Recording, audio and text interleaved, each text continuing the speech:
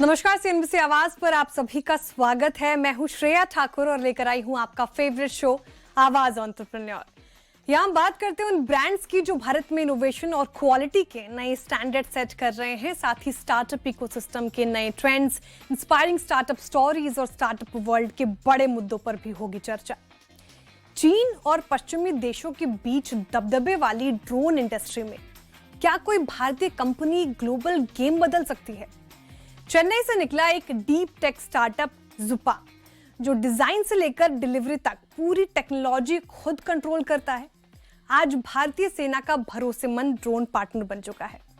कैसे ज़ुपा ने सुरक्षा, कीमत और परफॉर्मेंस तीनों फ्रंट पर ग्लोबल दिग्गजों को चुनौती दी है। ग्लोबली छाए वॉर के बादलों के बीच आने वाले दिनों के लिए क्या होगी ज़ुपा की स्ट्रैटेजी? कुछ ऐसे ही सवालों के जवाब आज हम लेंगे ज़ुपा के founder and MD Sai Pattabhiram से। Mister Sai, hi, welcome on the show. Hi, thanks a lot.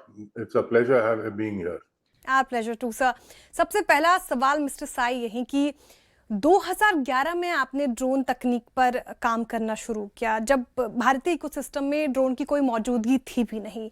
2011 में ऐसा क्या सोचा आपने, कौन सी दिक्कतें आपको दिखी जिसको आपको हल करना पड़ा? साथ ही 2019 ही साल ऐसा क्यों चुना जिसने आपको बताया कि शायद अब ज़ुपा की शुरुआत 2019 में ही होगी? अभी सीधी बात यह है कि हमारी कंपनी की एक्चुअली ड्रोन की हमारी जो जर्नी है वो 2011 से पहले स्टार्ट हो चुकी थी। हम इलेक्ट्रिक एरो मॉडलिंग के पार्ट्स हम इंपोर्ट करके यहाँ पे एरो मॉडल्स बना के बेचते थे, और फिर आगे जाके हमने एनएएल और डीआरडीओ के साथ उनके ड्रोन्स के प्रोजेक्ट पे काम किया था। तब हमको ये समझ में आया कि कोई भी ड्रोन में कोई भी कंप्यूटिंग डिवाइस में एक मदरबोर्ड होती है। जैसे अपने लैपटॉप में मदरबोर्ड होती है, फोन में मदरबोर्ड होती है, वैसे ही ड्रोन में भी मदरबोर्ड होती है। और तब हमको ये भी समझ में आया कि ड्रोन एक कंप्यूटिंग डिवाइस है, भले वो अलग अलग साइज की हो, अलग अलग शेप की हो, पर जो बेसिक फंडामेंटल मदरबोर्ड जो जिससे वो सारे चलते हैं, उसका नाम है ऑटो पायलट। और इसमें ये एक ज्यादा इसमें एआई, जो तब का जो आज के दिन में सब लोग एआई बात करते हैं, पर एसेंशियली ड्रोन का ऑटो पायलट जो है ये पावर्ड बाय एआई है। इसका कारण ये है कि ड्रोन की ऑटो पायलट वो आदमी को रिप्लेस करती है। जो आदमी या पायलट चलाता था एयरक्राफ्ट को, उसको रिप्लेस करने के लिए ये piece of electronics autopilot है, और ये कंप्यूटिंग डिवाइस है जहाँ पे एज कंप्यूटिंग। तो हमने ये डेवलपमेंट स्टार्ट किया था करीबन 2013-14 में, और हमको 2015-16 में गवर्नमेंट ऑफ इंडिया से सपोर्ट मिली थी। टाइफैक्स सिडबी रीजन स्कीम में हमने ऑटो पायलट तैयार किया था। उसके बाद में ड्रोन की बैन हो गई 2014 में, और फिर वो पहला रेगुलेशन का जो ड्राफ्ट आया वो 2018 में आया, और फिर वहां से लेके वो इम्प्रूव होता गया, और 2021 में वो एक्चुअली ऑन ग्राउंड यानी काम काम करता हुआ स्टार्ट किया लोगों ने उस पे। तो उस बेसिस में ये जो 2019-2020 के करीब हमको ये समझ में आ गया कि अभी इंडिया में एक ड्रोन बनानी चाहिए। और इस बीच जो 2014 और 2020 के बीच में काफी जो लोग हैं वो डीजे चाइना के ड्रोन यूज करते थे। आपने देखा होगा, वो मैरिजेस में भी होता है, इवेंट्स में भी होता है, और जर्नलिज्म में भी होता है, और वो फौज भी यूज कर रही थी, वही डीजे के ड्रोन्स यूज कर रहे थे वो। और ये चाइनीज ड्रोन जो फौज यूज कर रही थी डीजे के 2015-16 से वो लोग यूज कर रहे थे फौज में। तो ये हमको सोचा कि एक सिक्योरिटी प्रॉब्लम है, क्योंकि बेसिकली हमारा एक एडवाइजरी तो चाइना है एक साइड पे। तो इसका कारण यह है कि चाइनीज ड्रोन यूज करने से कोई दिक्कत होगी और प्रॉब्लम्स होगी सिक्योरिटी के हिसाब से। ये सोच के हमने ये तय किया कि हम एक इंडियन इक्विवेलेंट ऑफ डीजे बनाएंगे। ये हमारी शुरुआत थी। और किसी ने अगर पूछा कि स्पेसिफिकेशन आपके क्या थे, हमारे कोई स्पेसिफिकेशन नहीं थे, डीजे का इक्वल बनाना है, बस वही एक स्पेसिफिकेशन था। और डीजे को पूरा स्टडी किया, उसका जो परफॉर्मेंस स्टडी किया, और हमने एक ड्रोन तैयार किया। और उस ड्रोन का नाम है अजीत, जो आज के दिन में फौज को बिक रहा है और यूज हुआ जा रहा है। मैं यही जानना चाह रही थी मिस्टर साई, क्योंकि आपने कहा कि आपको सिक्योरिटी में एक प्रॉब्लम लगी और तभी आपने इसकी शुरुआत की। तो जुपा अपने आप को एक डीप टेक ड्रोन बताता है। तो आप बता पाएंगे आसान भाषा में हमारे दर्शकों की कौन कौन से हिस्से आप खुद इन हाउस बनाते हैं और पूरी तरीके से कंट्रोल करते हैं? हाँ, तो अभी जैसे मैंने आपको बताया कि ऑटो पायलट एक मदरबोर्ड होता है। अभी कोई भी कंप्यूटिंग डिवाइस, जैसे हमने लैपटॉप लिया तो मदरबोर्ड इंटेल से आता है या एएमडी से आता है, इंपोर्टेड है। या आप मोबाइल फोन लो तो क्वालकॉम की मदरबोर्ड होती है। तो वैसे ही ड्रोन में हमने एक मदरबोर्ड बनाया जो नवगति करके हमारी ऑटो पायलट है। इसमें 4 लेयर होते हैं। एक तो हार्डवेयर लेयर जो सबको पता है, जो पीसीबी होता है। उसके ऊपर जो लेयर होता है वो फर्मवेयर लेयर होता है, जो अंदर जो यानी कंप्यूटिंग आर्किटेक्चर जो होती है वो होता है। और हमारी इसकी पेटेंट जो है हमने 2015 में अप्लाई किया था और 2024 में हमें ग्रांट हुआ इंडियन पेटेंट। 2017 में वो वर्ल्ड आईपीओ साइट में भी पेटेंट हमारा पब्लिश हुआ। ये पर्टिकुलर कंप्यूटिंग आर्किटेक्चर और फर्मवेयर की जो ड्रोन के अंदर जो काम आता है। और फर्मवेयर जो है इसको हम अभी जब आप फोन या लैपटॉप के जरिए मैं अगर एक्सप्लेन करूं तो ड्रोन जो है वो लैपटॉप या फोन है। जो मदरबोर्ड है वो ऑटो पायलट है। और जो यूआई और यूजर इंटरफेस जो सॉफ्टवेयर जो हम यूज करते हैं उसको ड्रोन के लैंग्वेज में ग्राउंड कंट्रोल स्टेशन कहा जाता है। फिर हम जो यूआई मदरबोर्ड के साथ हमारी जो कम्युनिकेशन होती है उसको ड्रोन के वर्ल्ड में कमांड एंड कंट्रोल सिस्टम कहा जाता है। तो ये चारों जो है डिजाइन, हार्डवेयर डिजाइन से लेके command and control protocol, firmware और ग्राउंड कंट्रोल स्टेशन सॉफ्टवेयर, ये सारे हम बनाते हैं। वेरी इंटरेस्टिंग, और जान ही आप बना रहे हैं मिस्टर साई। लेकिन आपने अभी बात कही कि ये सारी चीजें आप बनाते हैं, तो डिजाइन से लेकर डिलीवरी तक सब जुपा कंट्रोल करता है, और एक सिक्योरिटी भी आपको बड़ी प्रॉब्लम दिख रही थी। तो इससे क्या फायदा होता है परफॉर्मेंस और सिक्योरिटी को लेकर? अभी जो ये फर्मवेयर जो होता है, ये फॉर्म ये जो पूरा जो सिस्टम मैंने अभी जो बताया है इसको साइबर फिजिकल स्टैक कहते हैं। अभी इसमें आप comparison direct phone to drone लेंगे तो एप्पल जो चलाता है वो एक प्रोप्राइटरी सिस्टम है। और जो एंड्रॉयड होता है वो ओपन सोर्स सिस्टम है। हालांकि आजकल एंड्रॉयड भी लोग ने अपनी तरफ से अपनी अपनी रिक्वायरमेंट के हिसाब से उसको चेंज करने लग गए हैं। पर बेसिकली एंड्रॉयड जो है ओपन सोर्स सिस्टम था। तो ओपन सोर्स सिस्टम में रिस्क ऑफ साइबर अटैक ज्यादा होता है। प्रोप्राइटरी जो प्रोडक्ट है उसमें रिस्क ऑफ साइबर अटैक कम होता है। तो आप मोबाइल फोन तो ड्रोन कंपैरिजन लोगे तो एप्पल जो है वो एप्पल हमारा जो सिस्टम है एप्पल की तरह सिक्योर है। और जो बाकी के जो सिस्टम जो ओपन सोर्स होते हैं वो ओपन होते हैं। एक्चुअली कि जुपा अपने आप को हैकिंग, सिग्नल स्पूफिंग, साथ ही इलेक्ट्रॉनिक जैमिंग से कैसे सिक्योर रखता है, एक बड़ा सवाल, क्योंकि ड्रोन्स को लेकर ये दिक्कतें कई बार सामने आई हैं। हाँ जी, इसका कारण ये है कि काफी कुछ, जैसे मैंने ये पूरा साइबर फिजिकल स्टैक बताया था, ये साइबर फिजिकल स्टैक बहुत सारे ड्रोन में जो अभी तक जो ऑपरेशन सिंदूर तक जो यूज हो रहे थे वो largely open source cyber physical stacks थे। और हमारी जो है वो प्रोप्राइटरी है, हमारी जो खुद की जो पेटेंटेड सिस्टम है। इसको हमने आर्मी डिजाइन ब्यूरो के साथ भी हमने उनके साथ क्लोजली वर्किंग करके हमारी जो साइबर फिजिकल स्टैक ने हमने मेटी के एक ऑर्गेनाइजेशन लैब है एसटीक्यूसी करके, उनके थ्रू हमने टेस्टिंग करवा दिया उन आर्मी के स्टैंडर्ड के हिसाब से। तो मिस्टर साई, जुपा की तकनीक असल बैटलफील्ड की अगर बात करूं तो वो कैसे चैलेंज को सॉल्व करता है वॉर में, असल बैटलफील्ड में? आज के दिन में जो है इलेक्ट्रॉनिक वॉरफेयर काफी कुछ बढ़ गया है। और इसमें जो है वेरियस फॉर्म्स ऑफ हैकिंग होते हैं। जैसे एक तो हुआ कि आप रिमोटली उसको कंट्रोल ले लो जैसे हुए थे पहले। दूसरा ये है कि उसको जीपीएस के जो लोकेशंस है वो रॉन्गली देना है। यानी उसको जीपीएस स्पूफिंग बोलते हैं। यानी है आप एक जगह पे, आप दूसरे जगह की लोकेशन दे रहे हो ड्रोन को, आप इंजेक्ट कर रहे हो उसमें दूसरे जगह की लोकेशन, तो उस हिसाब से ड्रोन चलेगा। तो उसको स्पूफिंग कहते हैं। तीसरा जो है कि ओवर ओवर डेटा प्रोसेसिंग करवाना। जैसे आप वी समटाइम्स हमारी जो कंप्यूटर्स हैंग हो जाती है क्योंकि बहुत सारा डेटा एक टाइम पे आ जाता है, वैसे ही there is a process of also overloading the computing organisation computing system on the drone. तो जब प्रोप्राइटरी सिस्टम होता है तो ये होना बहुत मुश्किल है। इसका कारण ये है कि वो जो लैंग्वेज जो यूज हो रहा है उसके अंदर वो हमें सिर्फ मालूम है, दूसरे किसी को मालूम नहीं। कमांड्स जो यूज हो रहे हैं वो हमको सिर्फ हमारी कंपनी को मालूम है, खास करके जो पेटेंट होल्डर जो मेरा बेटा है उसको उसको मालूम है, बाकी किसी को।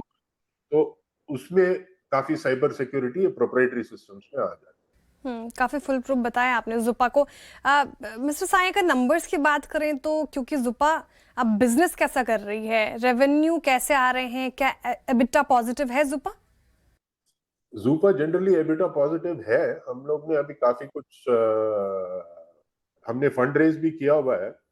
अभी इमीडिएटली आफ्टर आफ्टर ऑपरेशन सिंदूर हमने करीबन 12 करोड़ रुपए रेज किया था, और हम अभी we are going in for a larger fund raise. The 12 crore जो फंड रेज किया था उसका कारण ये था कि हमने अपॉर्चुनिटी ये देखा कि साइबर सिक्योर ड्रोन्स की फ्यूचर है, और साइबर सिक्योर ड्रोन्स इंडिया में लगेंगे जरूर।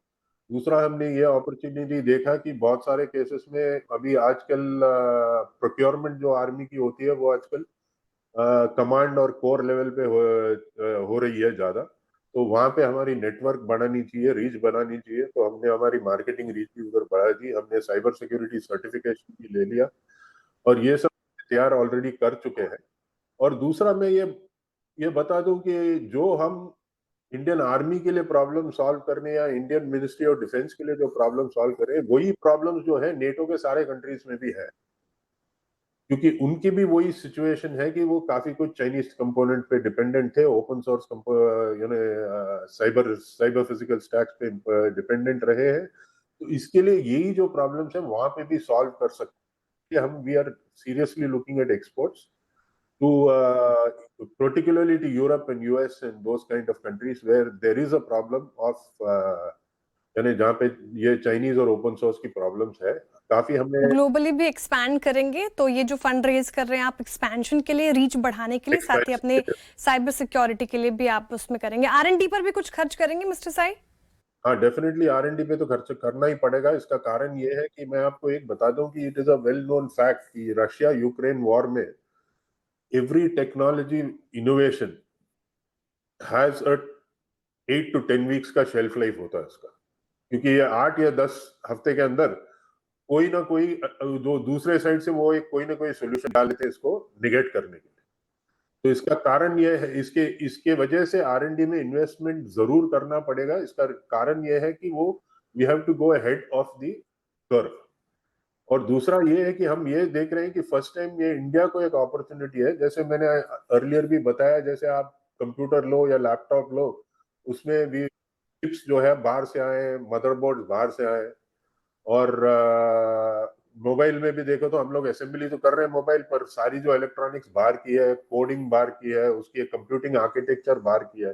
पर ये पहला अपॉर्चुनिटी है कि इंडियन कंपनी को ग्लोबल लेवल पे अपनी कंप्यूटिंग आर्किटेक्चर ले जाके उसको पॉपुलर करने के लिए। और ये अपॉर्चुनिटी इसलिए भी है क्योंकि आज के दिन में बहुत सारे लोग देख रहे हैं कि चाइना की ऑल्टरनेटिव कहीं उनको मिल सकती है क्या। चाइना प्लस वन कॉन्सेप्ट भी बहुत काफी पॉपुलर है आज के दिन में। तो इस कारण हमें ये लगता है कि अभी ये करेक्ट टाइम है जहाँ पे हम आउटसाइड इंडिया भी फोकस करके जो प्रॉब्लम्स हम इंडिया में सॉल्व कर रहे हैं वही प्रॉब्लम्स वहां पे रेप्लिकेट करके उनको, वही सॉल्यूशंस उनको वहां पे रेप्लिकेट करके उनको उनकी भी प्रॉब्लम सॉल्व कर। ओके मिस्टर साई, आत्मनिर्भर भारत की तरफ आपका ये बढ़ता कदम काफ़ी इंटरेस्टिंग लग रहा है, अच्छा लग रहा है, and all the very best for that to you. और बहुत अच्छा लगा आपसे बातचीत करके। Thank you so much for joining us today. Thank you, bye bye.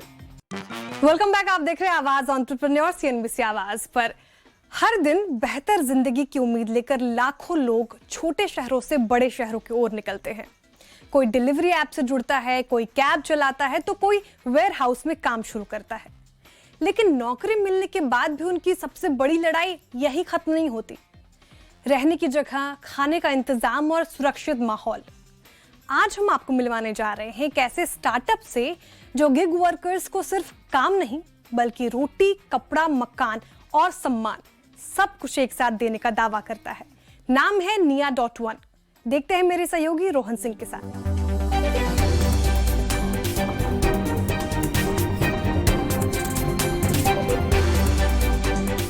हर रोज बड़े शहरों में हजारों लोग रोजगार की तलाश में कदम रखते हैं। इनमें से बड़ी तादाद गिग इकोनॉमी का हिस्सा बनती है, लेकिन काम शुरू करने से पहले उनके सामने सबसे बड़ा सवाल वही रहता है, रहेंगे कहाँ, खाएंगे क्या और नई शुरुआत कैसे होगी। इन्हीं सवालों का जवाब ढूंढने निकला है एक स्टार्टअप जो गिग वर्कर्स को सिर्फ नौकरी नहीं, पूरा इकोसिस्टम देने का दावा करता है। नाम है Nia.one। जहाँ पर हम गिग वर्कर्स को accommodation, job, financial security, upskilling, ये सब ऑल इन वन उनको प्रोवाइड करते हैं।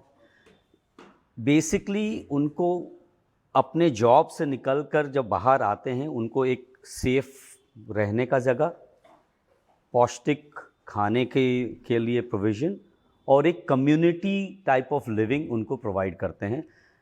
बिकॉज़ ये जो गिग वर्कर्स जो हमारे देश में जो अपने घर छोड़कर काम की तलाश में आते हैं, एंड सबसे ज़्यादा वो लोग जो मिस करते हैं, एक one is community, one is खाना। इन सब को हम लोग इंटीग्रेट करके Nia.one में इसको प्रोविज़न करते हैं। इस आइडिया की शुरुआत हुई एक साधारण सी कॉफी शॉप में हुई बातचीत से। कंपनी के फाउंडर सचिन छाबड़ा और को फाउंडर पुष्कर राज एक मैन पावर कंपनी शुरू करने की सोच रहे थे, लेकिन कॉफी देने आए वेटर से हुई बातचीत ने कंपनी की दिशा ही बदल दी। हमारे को कॉफ़ी देने एक वेटर आए, ही वाज फ्रॉम मणिपुर। सो बातों बातों में उनसे बात करने लगे और पूछने लगे कि क्या दिक्कतें आती हैं, क्या आप इश्यूज फेस करते हैं। सो दो चीज़ उसके मुंह से जो निकला, वन इज़ अकोमोडेशन एंड दूसरा इज़ फूड। यहीं से शुरुआत हुई Nia.one की, एक ऐसा प्लेटफॉर्म जो गिग वर्कर्स को रोटी, कपड़ा, मकान और साथ में कम्युनिटी लिविंग देने की बात करता है। निया स्वाहिली शब्द है, इसका मीनिंग है पर्पस।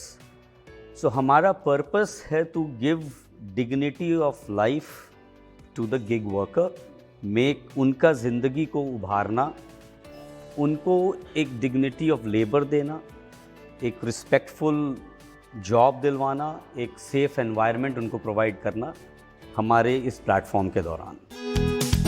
गुरुग्राम में Nia.one की फैसिलिटी में सिर्फ 6,500 महीने में रहने और 3 वक्त खाने की सुविधा मिलती है। दूसरे विकल्पों के मुकाबले ये कीमत काफी कम है, लेकिन Nia.one की असली पहचान सिर्फ रहना खाना नहीं, कम्युनिटी बिल्डिंग है।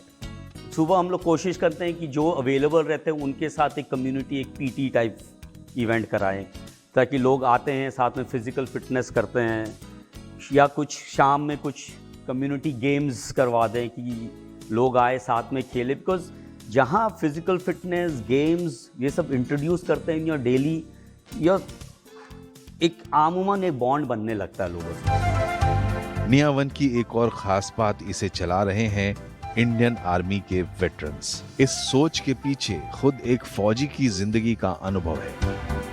कम्युनिटी बिल्डिंग, हम लोग यहाँ पर हमारे हर नेस्ट जो है, हम लोग उन्हें नेस्ट डेल्स बोलते हैं, ये सब हम लोग are run by veterans of the Indian army. फौज के वेटरन्स हम लोग लेकर हायर किए हुए हैं जो हमारे साथ काम करते हैं, बिकॉज कम्युनिटी बिल्डिंग उनसे बेहतर किसी को नहीं आता। लेकिन ये सफर आसान नहीं था। Nia.one जैसा कॉन्सेप्ट पहले कभी नहीं था। सब कुछ बिल्कुल स्क्रैच से बिल्ड किया गया। गिग वर्कर कम्युनिटी को जो हम एड्रेस कर रहे हैं, इनमें ट्रस्ट डेफिसिट बहुत है, फॉर द सिंपल रीज़न कि ऐसे बहुत से लोग हैं जो एक्सप्लॉइट करते हैं इन्हें। इनसे घर में, उनके गांव शहर जाके कुछ बातें बोलकर ले आते हैं, पैसे लेते हैं उनसे और यहाँ पर पहुँचकर गायब हो जाते हैं। सो फर्स्ट इज़ ये ट्रस्ट बिल्ड करना इन लोगों से। Nia.one गिग वर्कर्स को अपनी पसंद की जॉब, अपनी सुविधा का समय और नजदीक की लोकेशन चुनने का विकल्प देता है। अधिकतर जॉब्स एकोमोडेशन के पास ही दी जाती हैं। हमारा जो इंफ्रास्ट्रक्चर नॉर्मली हम लोग क्रिएट करते हैं is a walk to work concept, कि लोग आप आएँ and you can walk within a certain 1.2 kilometers to reach your work, so that you don't have too much of time also getting to your work and too much of expenses involved in getting to, because every money the gig worker spends is taking away from his saving. 2025 में निया one को निवेशकों का भरोसा भी मिला। Elevar equity ने company की सीड फंडिंग की। हम लोग seed funding about $2.4 million seed round raise किए हैं, and definitely once we are in a process of raising the next round, एक बार हम लोग realize कर ले कि once we get scale and proof of concept has been established, now we in the process of scaling up and then going to the market for raising the next round. रहना, खाना, job connect, EV bikes और जरूरी services सब कुछ एक ही जगह। Gig workers के लिए वाकई बड़ी राहत ये स्टार्टअप दे रहा है। इसीलिए आज निया वन मौजूद है गुरुग्राम, फारूक नगर, बंगलुरु, पुणे, जैसलमेर, यवतमाल, खेवड़ा जैसे 50 से ज्यादा शहरों में।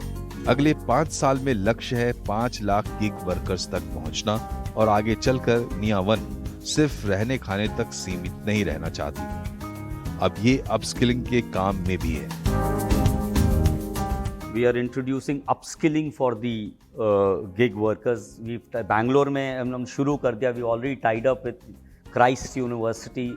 वो हमारे फैसिलिटी में आते हैं और गिग वर्कर्स से बात करते हैं to talk to them about future of what courses they can do.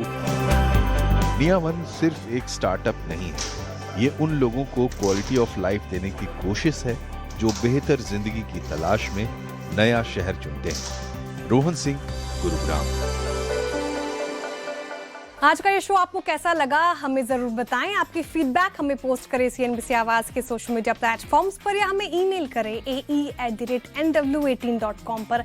अगले हफ्ते फिर मुलाकात होगी कुछ नए बिजनेस आइडियाज के साथ। तब तक के लिए मुझे दीजिए इजाजत और देखते रहिए CNBC आवाज।